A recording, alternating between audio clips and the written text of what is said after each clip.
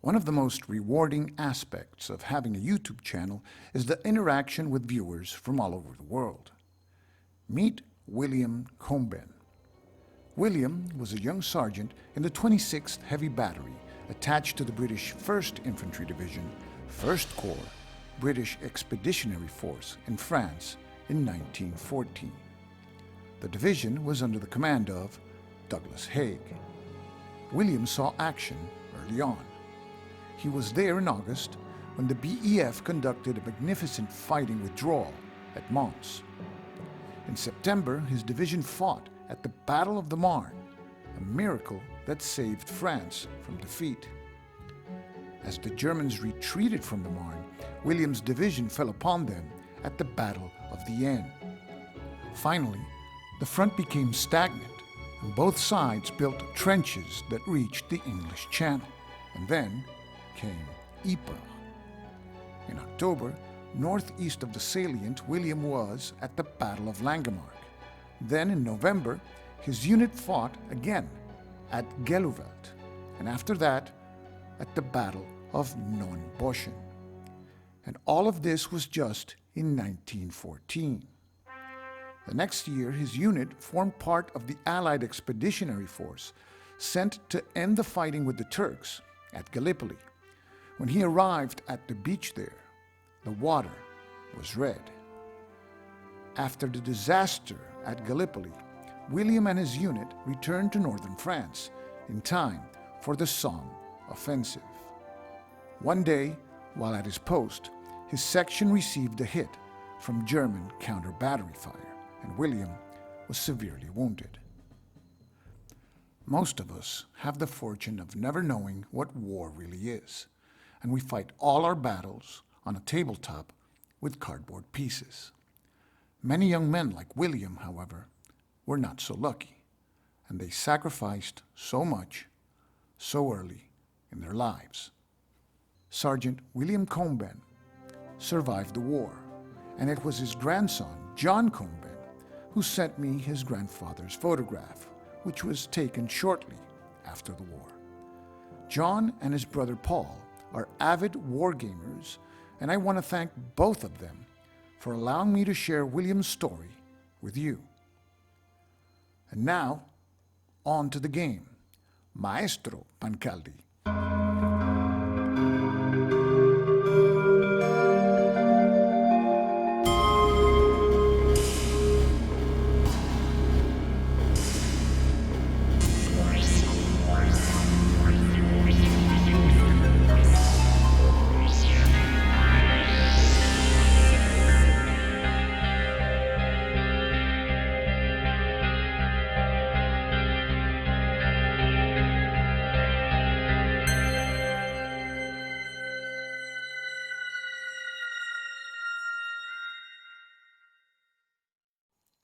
Stuka Joe here, and today we'll be doing a mechanics play video for this game, John Gorkowski's Red Poppies Campaign, Volume 1, The Battles for Ypres. And this is a grand tactical game on trench warfare, or tactical warfare in World War I, because if you play the 1914 scenario, there's no trenches there. But in this example of play, we will show the combat system of the game, which involves assaulting a trench and all the pitfalls that involves. And we have our unit set up, but before we go into the example of play, let's take a look at the anatomy of a combat unit in this game so that you can follow along with the example of play. So in this example, you will be seeing the following units. This is a German infantry company, and this is a British infantry company. Here we see a machine gun unit, and this is a German machine gun unit. And this is a German onboard artillery unit. Now let's take a look at what the numbers on the counters mean. This is the firepower rating, and it acts as a modifier during what is called area fire. The next number you see to the right is the range in which that unit can project its firepower. Next is the melee value, and you see that this particular melee value is underlined. Units with an underlined melee value reduce it by 1 when attacking an armored fighting vehicle.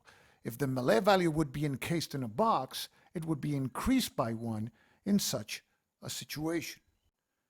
And then there's the movement allowance, which is the number of movement points that the unit has. And finally, the large number at the bottom in the center is the very important cohesion value, which is kind of like a morale value, which will be checked against in various situations. And in specific situations, if the final die roll while checking cohesion is 11 or more, the unit is eliminated. All combat units in this game have two sides. You're seeing here the front sides of these British infantry companies. The form side means just that they are in a pseudo-Napoleonic formation, tightly arranged. And you see what their combat values are. Let's flip one of the units to their what we call the dispersed side, and that happens if the unit fails its cohesion check. And you see the cohesion value of the units is 8. So let's say that the rightmost unit failed its cohesion check, and it is flipped now to its dispersed side. And what the dispersal means is that the unit is scattered, is less well organized. And you see that the firepower modifier is reduced to a +1. The range remains the same, as well as the melee value, but the movement allowance was reduced substantially to 1, and now the new cohesion value is encased in a yellow box, and it is 7. Here we see two German machine gun units with their backsides showing, that is, deployed for firing, and that's why you see in the space where the movement allowance would be, there's a dash, so they can't move. And you see that there are two modifiers in the top left corner. The +2 is the modifier against infantry in area fire, that is a +2, and the number below that in brackets, the -1, is the modifier that is applied when the unit fires at armored fighting vehicles. Now let's flip the topmost unit to its front side. Now we see that the unit is deployed for movement and has a movement allowance of 1. The cohesion value went down to 7, and note that it doesn't have any firepower modifiers shown in the top left corner. Here we see two onboard artillery units for the Germans. The topmost is deployed for movement. It has a movement allowance of 1, cohesion value of 7, and it has a melee value of +2 encased in a box. That means that against armored fighting vehicles, the melee value will be +3. We see the same type of unit, but with its backside showing below, and the unit here is deployed for firing. It has a movement allowance of 0, and you see there in the top left corner a +3 firepower modifier against infantry targets as area fire, and a +5 against armored fighting vehicles shown in brackets. It still retains the +2 encased in a box as its melee value, and you can see that this artillery has a range of 9 hexes. Here we see the area of the map that we will be using in this example. This is the British trench line, and this is the German trench line, and the Germans will be attacking the British. Let's take a look first at the initial British setup. The British start with 3 infantry companies that set up 2 spaces from one another. And they also have 2 machine gun units in the empty spaces. So it's a total of 5 units in their trenches. The Germans, who will be assaulting, have 8 infantry companies. Here we see the 8 infantry companies deployed. There are 3 hexes that have 2 companies, and the stacking limits in this game is very simple: 2 units maximum per hex, but the Germans have more. They have a machine gun unit here and an onboard artillery unit in this position. And according to the standard trench rules, whenever you see an infantry or gun unit which is not on top of a trench counter, that unit is assumed to be inside of the trench. Like this German unit that we're seeing here. On the other hand, if you see a unit on top of a trench counter, that unit is in the trench's hex, but not physically inside the trench. And something that may happen very commonly in this game is that you see a unit in a trench like this British unit. A German unit will approach the British unit and eventually move into the British unit's hex, but this German unit is not inside of the trench, it is still outside of the trench. So back to our starting positions. For the example, all units on both sides are inside their respective trenches. And remember, stacking in this game is a maximum of 2 units per hex.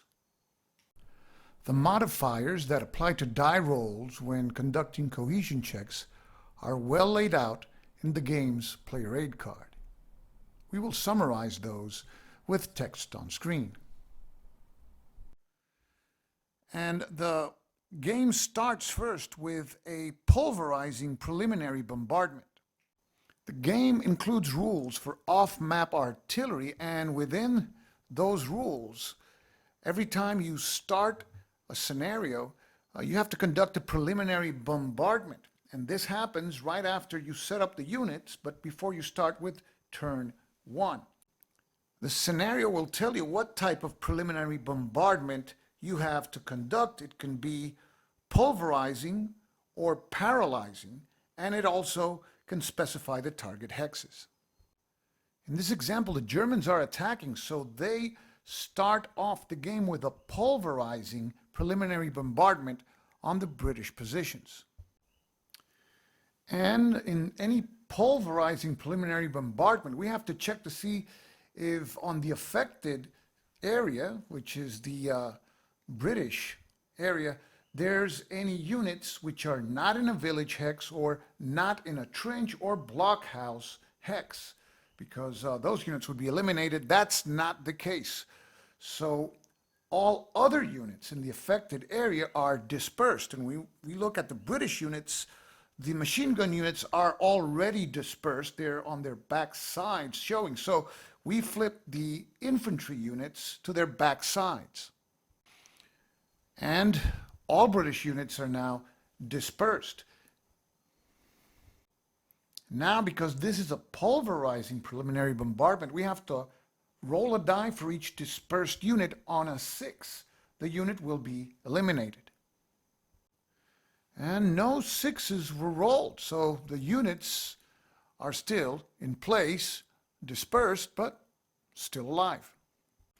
Now, to finish off this pulverizing preliminary bombardment, now we would place 2 wire breaches, one by the targeted player, which is mandatory, and one by the firing player. And in the example, it is assumed that the players place these wire breaches on another sector of the front, which is not shown in the example. So now we go to the initiative phase. Each side rolls 2 dice. The high roller will win the initiative, and there will be a number of command couplets equal to the difference of the die rolls. And here we see that the British rolled a 6 and the Germans a 4, so the British win the initiative, and there will be 2 command couplets in this turn. And the command couplet markers placed in the number 2 box, British side showing. That means that there's 2 couplets for this turn, and the British execute their couplet first. And because the British are defending in this example, they elect to pass.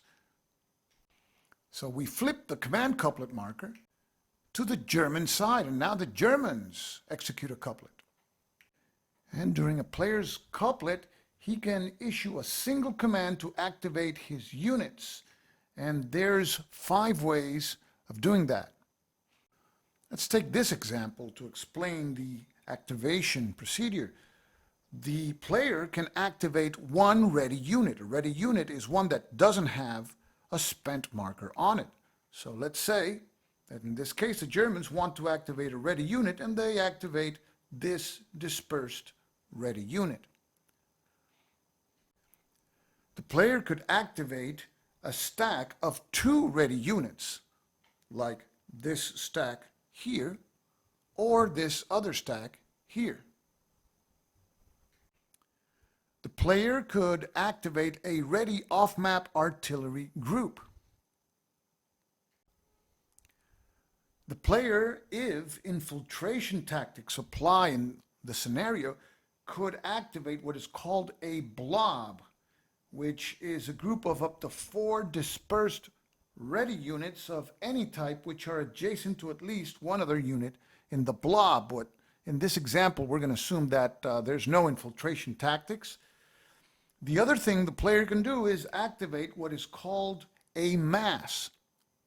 And a mass is a group of identical, formed, that means not dispersed, ready units, each which is adjacent to at least one other unit in the same mass, in an uninterrupted chain.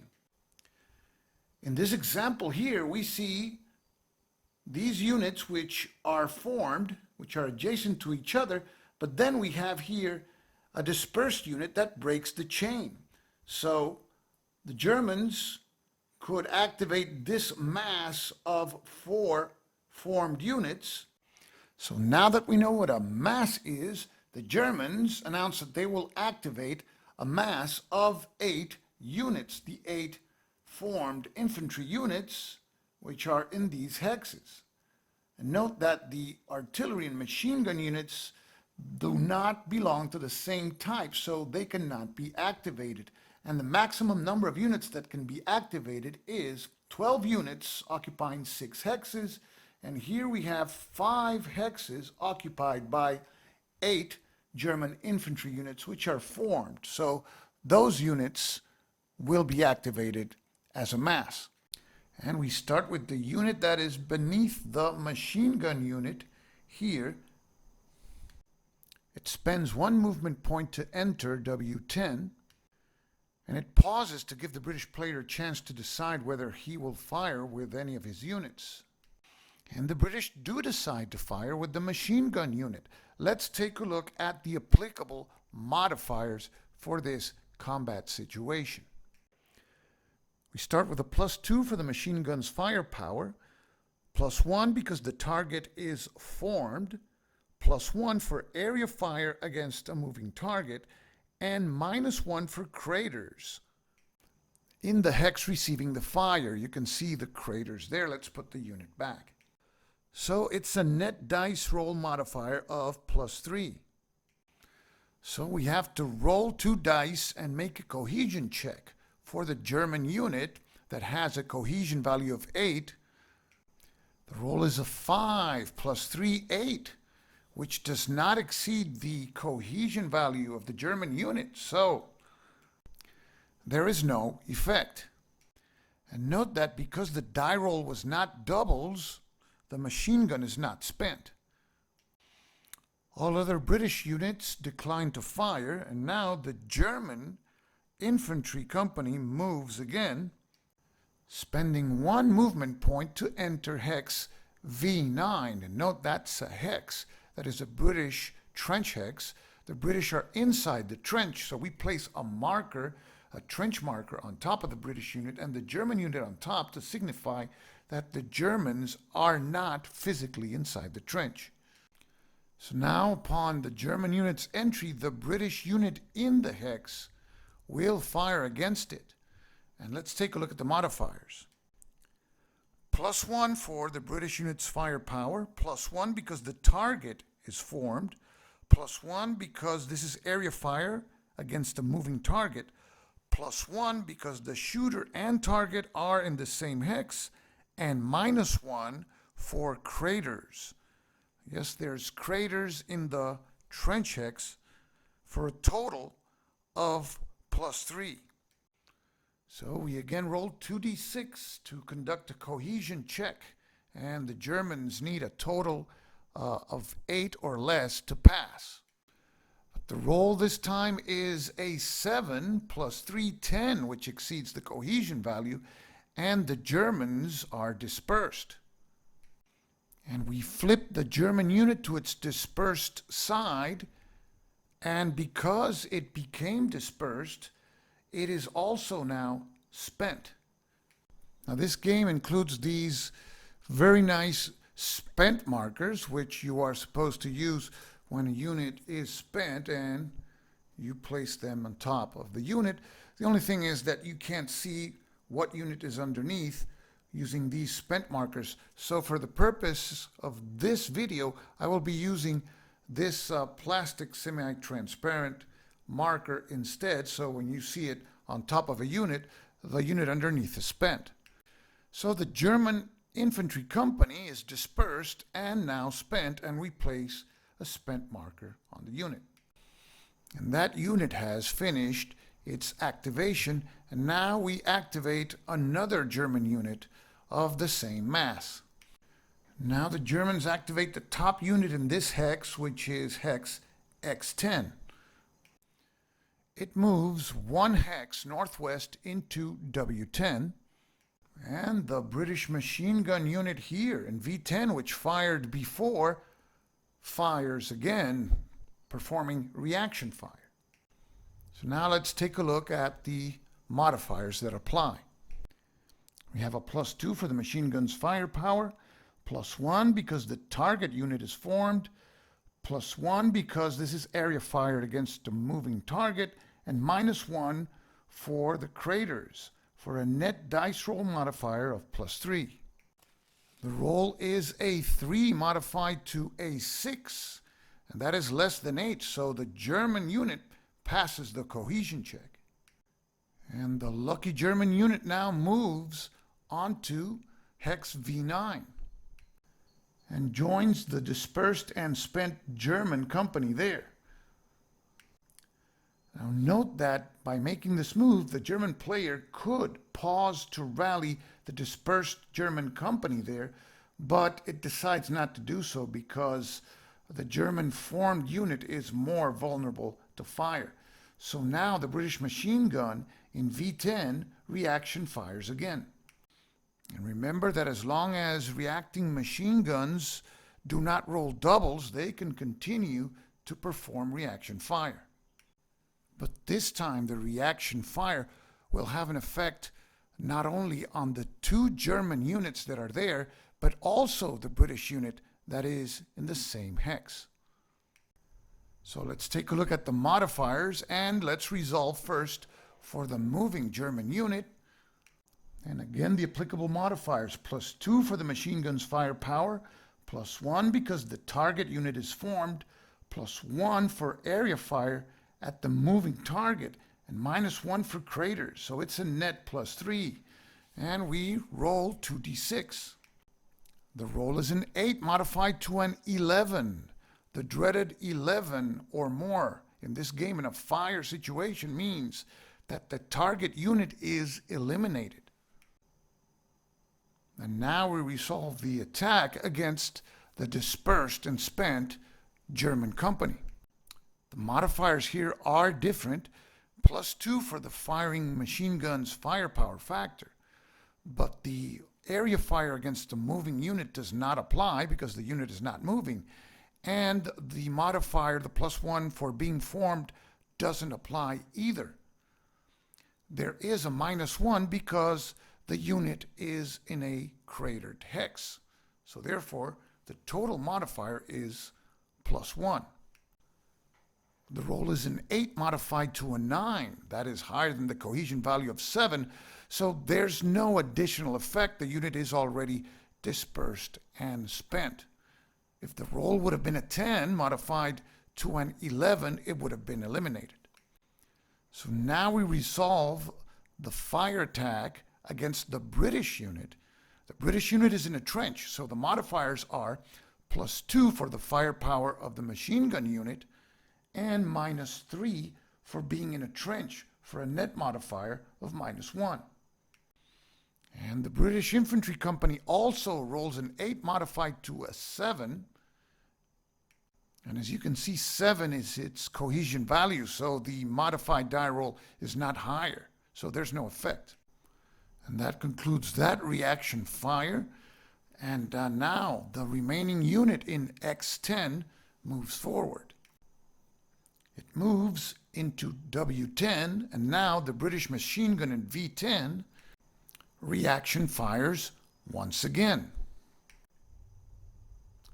And the modifiers are +3, that is +2 for the firing machine gun, +1 for area fire against a moving unit, +1 because the target unit is formed, -1 because the target unit is in a cratered hex.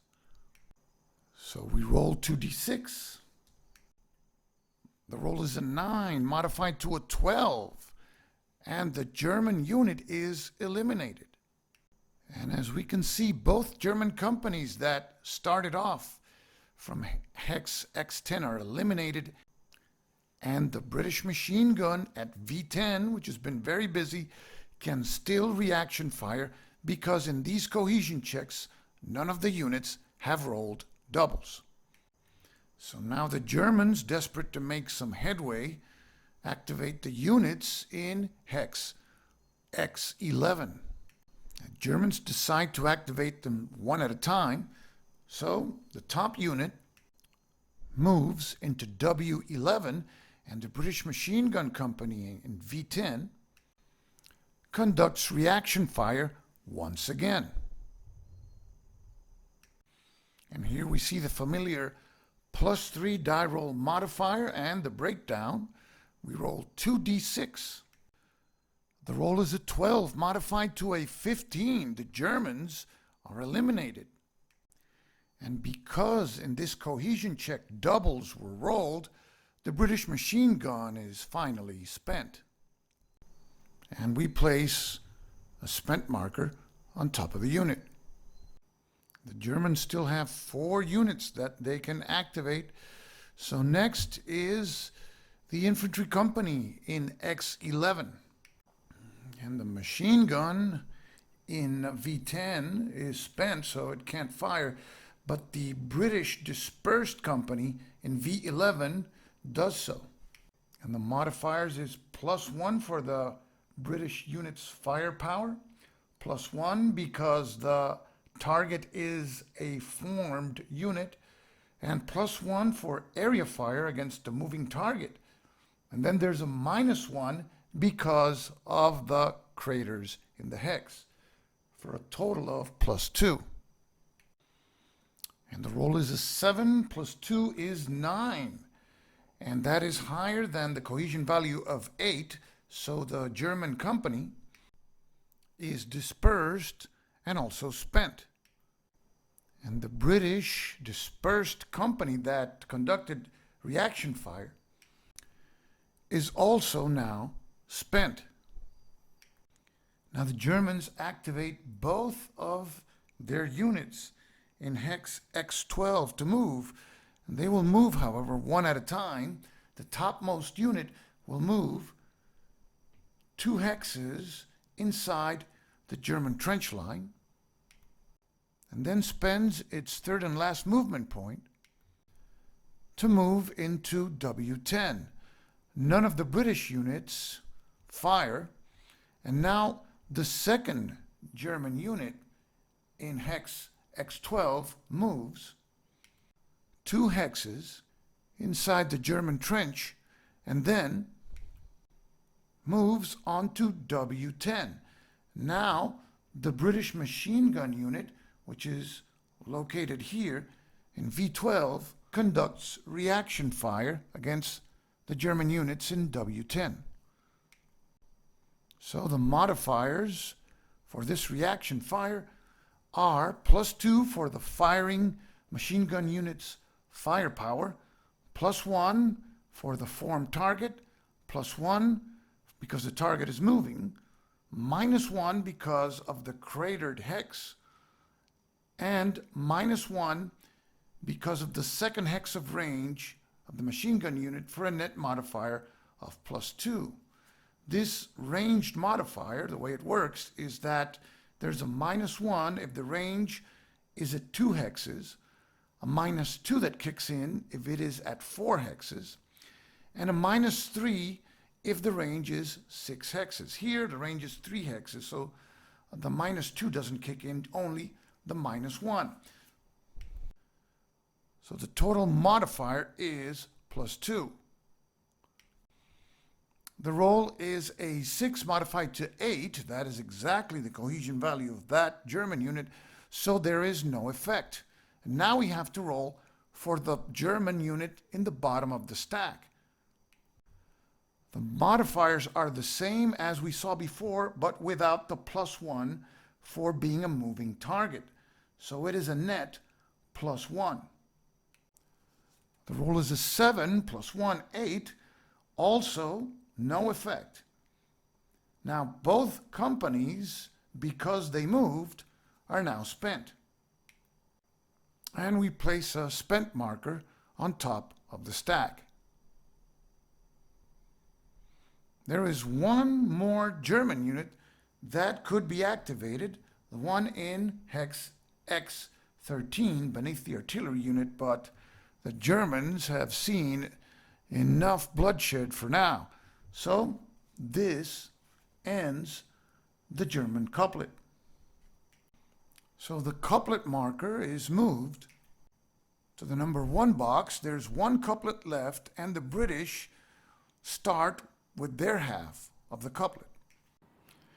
And the British will use their half of the couplet to activate this unit, which cannot be part of the mass because it is dispersed. And it will move 1 hex north inside the British trench to join in the same hex with the machine gun unit. Now we go to the second half of the couplet, the Germans. The Germans decide not to activate any of their units. They pass. So that's the end of the command couplets phase. Now we move on to the administration phase. Here, each side removes the spent markers from their units. And that's the end of turn 1. Now we move on to turn 2, and we have to roll for initiative. And each side rolled a 5. And as per rule 5.11, when this happens, the Central Powers is assumed to win the initiative with a dice difference of 3. So we place the command couplet marker on the number 3 box with the German side showing. And now it's the Germans' half of the couplet. And the Germans will activate the 2 units that are in no man's land, that is hex W10. And the Germans will issue a disperse command for these units. So both units are inverted to their dispersed sides. And note that this is not movement, so it does not trigger British response fire. But both units are spent, and we place a spent marker on the stack. Now we go to the British half of the couplet, and the British will activate the machine gun unit in V10 to fire at the German units that just were dispersed. Let's take a look at the modifiers for this attack. It is +2 for the firepower of the British machine gun and -1 for the crater in the target hex for a final net modifier of +1. The topmost German unit rolls a 6 modified to a 7 and passes the cohesion check. And the unit at the bottom of the stack rolled a 4 modified to a 5 and also passes the check. And the machine gun unit is now marked spent because it fired at a non-moving target. Now we move on to the first half of the second couplet, and it's the Germans' turn. The Germans activate the dispersed infantry company they have here in hex W11, and it will spend its sole movement point to enter this hex here that has the dreadish British machine gun in V10. We place a trench counter on V10, and the German unit is placed on top to signify that although it is in that hex, it is not physically inside the trench. Note that the British company in V11 can reaction fire, but it elects not to do so. The companies that are in V12 will fire, and we'll start with the infantry company. Note that these two units here in V12 do have a line of sight to the target hex because they're occupying a hex that is higher than that occupied by the target hex and the intervening hex, which is V11. The modifiers for this attack is +1 for the firing unit's firepower, +1 because the target is moving, and -1 because the target is occupying a hex that is cratered, for a total modifier of +1. The German rolls a 7 for the cohesion check, modified to an 8. It is higher than the cohesion value, but this unit is already dispersed, so this attack has no effect. The reacting British company, however, is spent. We place a spent marker on the unit, and now we're going to conduct reaction fire with the machine gun unit that is also in that hex. And the modifiers are +2 for the firepower of the machine gun unit, +1 for the target unit moving, -1 because the target unit is in a cratered hex, for a total modifier of +2. The cohesion check die roll is a 3 modified to a 5, and the Germans pass the check. The British machine gun unit is not spent, but the German unit that did move is spent because it spent its sole movement point. And we place a spent marker on the German unit. Note that because the German unit spent its last movement point, it does not have any more movement points with which to initiate melee against the British machine gun unit that is presently there in V10. So now we go to the British half of this couplet. The British will activate this company here in V11 with a movement allowance of 1.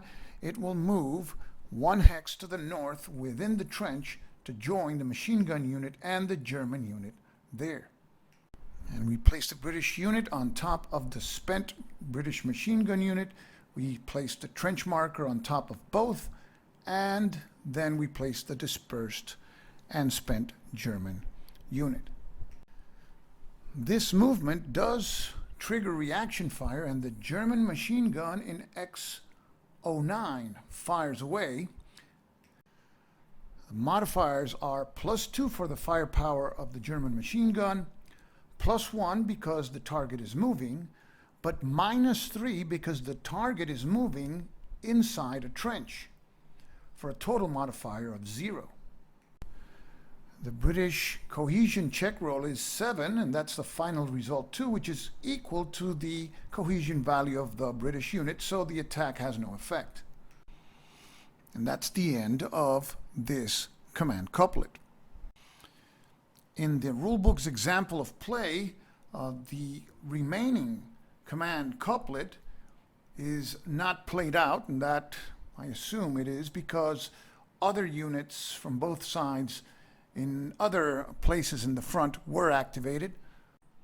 So now we move on to the administration phase of turn 2, and we remove all spent markers. And that's the end of turn 2. Now we move on to turn 3, and we roll for initiative. The Germans roll a 10, the British a 5. The Germans win the initiative, and there's going to be 5 command couplets.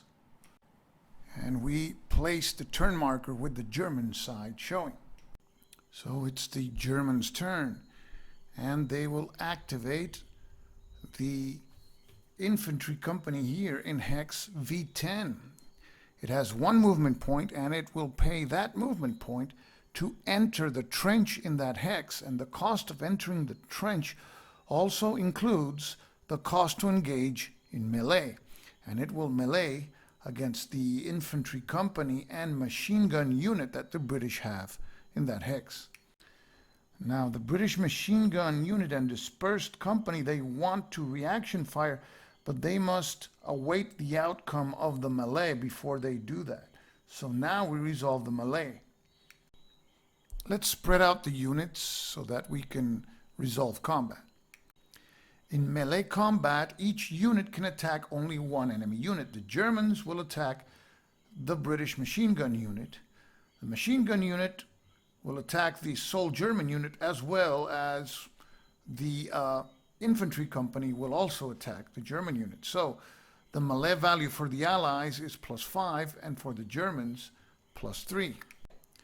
We roll 2d6s for each of the sides and apply as a cohesion check the modifier of the other side. So we will roll for the Germans 2d6 and apply a +5.